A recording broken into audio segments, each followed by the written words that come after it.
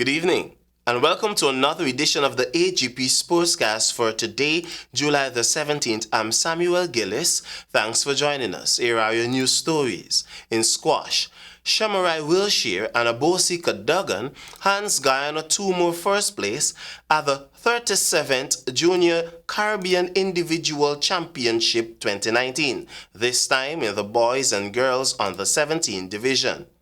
More in this report. China continues to showcase their dominance in the sport of squash over in the Twin Island Republic of Trinidad and Tobago. After taking the under-15 title in both categories, the Guyanese did a repeat in the under-17 as well. In the under-17 boys category, 15-year-old Shamari Welcher, who captured the under-15 squash title in Jamaica last year, proved why he's the best at what he does, besides his quiet demeanor, when compared to when he wields his racket, where his shy, unassuming conduct changes.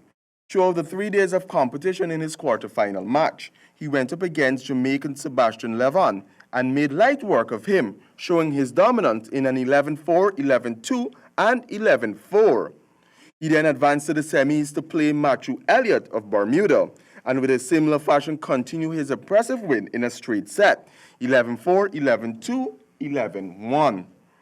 In the final, Welcher went head-to-head against Bajan Darian Ben, who showed some resistance to Welcher in the game, despite taking the first two sets 11-3, 11-8. It was Ben who then dug himself out the hole to take the third 11-5 to send the game into a fourth set, which ended quickly as Welcher left Ben in the win to take the fourth 11-2 and the under-17 crown.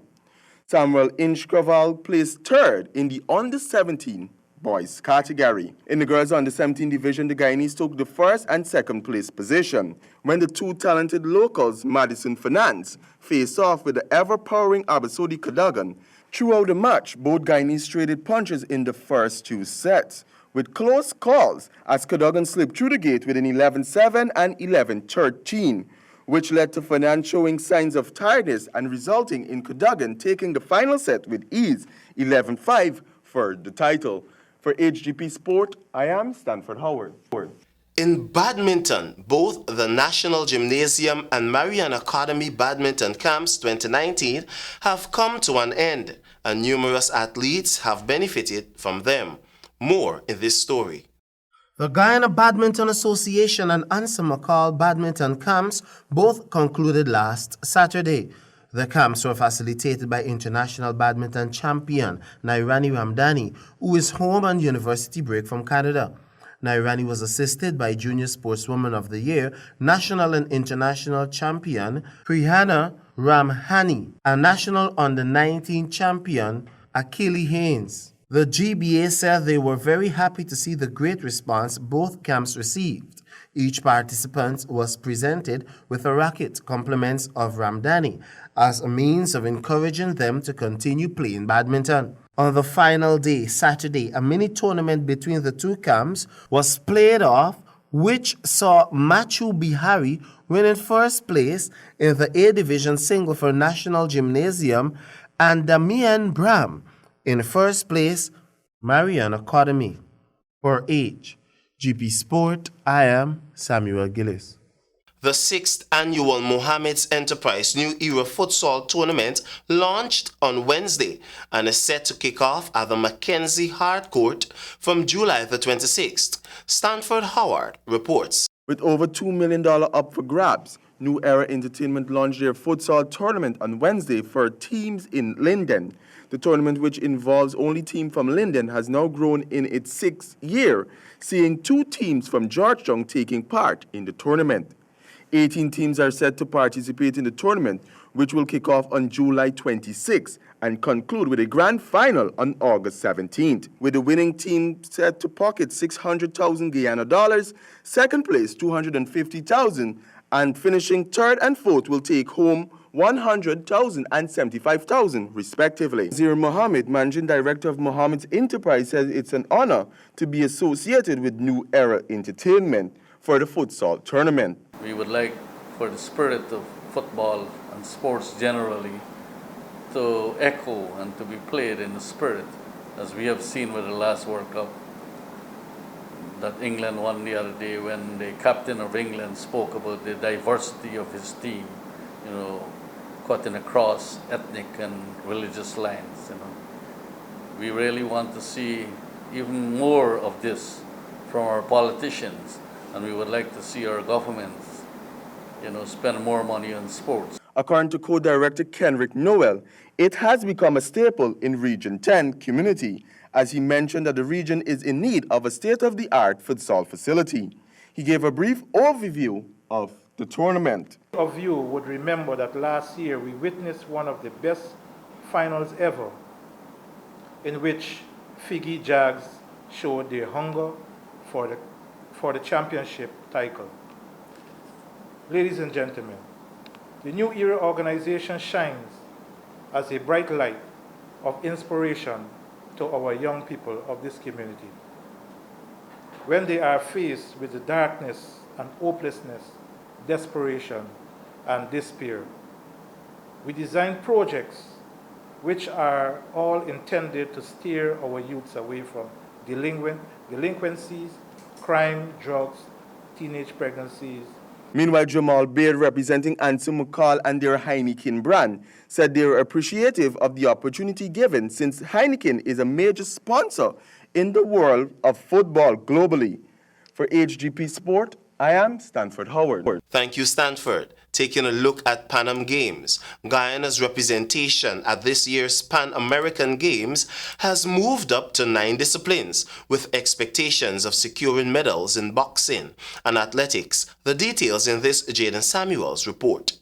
Given the high demands of the Pan American Games and its magnitude, Guyana, though watchful, will not hold anything back as the locals wing out to once again put the Golden Arrowhead among the other nations in the July 26 to August 11 Games. This time around, Guyana will be represented in badminton, boxing, taekwondo, squash, table tennis, athletics, rugby, and swimming.